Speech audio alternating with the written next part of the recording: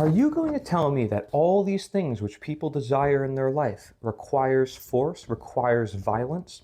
Because a lot of people think that, and that's why they support politics. Now, they don't necessarily look at it in the lens of, oh, I'm supporting violence. They look at it as, oh, I'm supporting protection. I'm supporting order, right? Because without this order or protection, we would have chaos in society. But this graphic actually came from a magazine in the 70s called the Voluntarist magazine, and their message was that we can live in a consensual or voluntary world, one that is based on the idea that we respect individuals for what they want to personally put their money toward, because that is their own labor, that is what they own.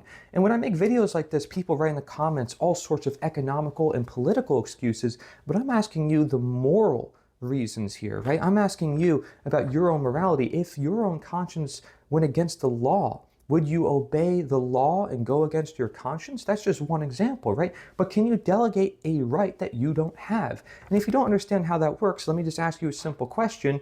If you don't have the right to steal and nobody else has the right to steal, how can you give that to some group and say, well, they have the right to steal?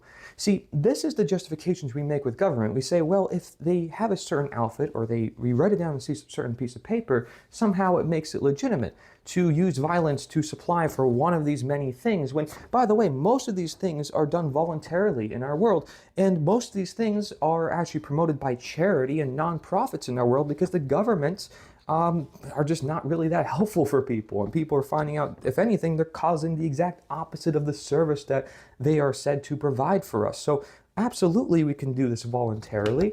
We should be able to live healthy voluntarily because, well, every psychology experiment should be based on consent anyways. Let's make this a worldwide phenomenon.